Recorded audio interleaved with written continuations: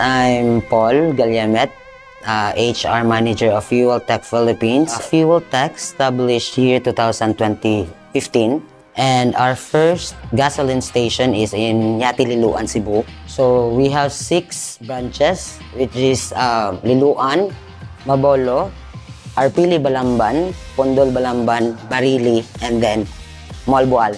Na-come up ni siya nga business kay since ang tag-iya o ang nag-manage ani is akong sister and akong brother-in-law.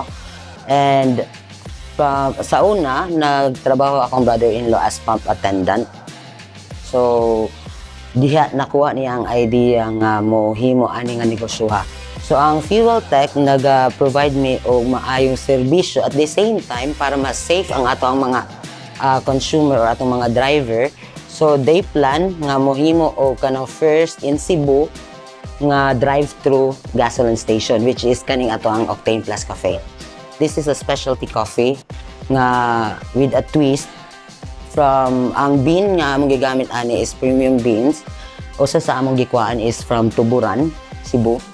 Then gimixan lang namo na siya og premium bean pod.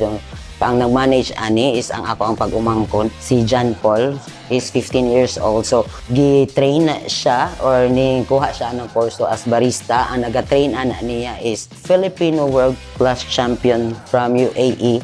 So, dato dyan siya nag-train para maka-provide me og garantisado og lamian nga kape ani sa Visayas and Cebu. We have cake, we have mga pastries na, mga croissant, and blueberry Danish, then braso de Mercedes. Soon, mag-relaunch po may siguro po sa amo ang kitchen.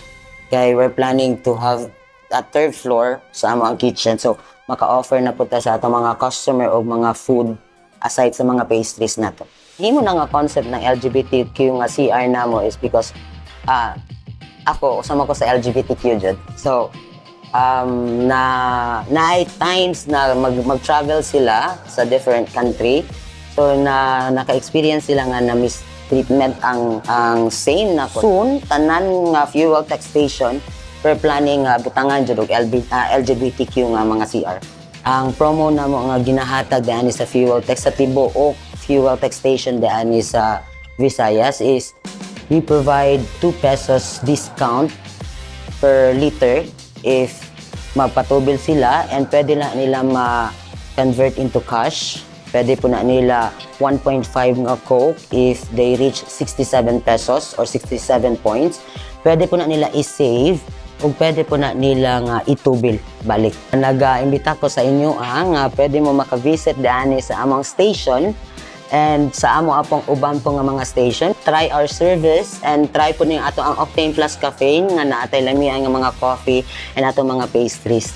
See you soon and have a safe drive.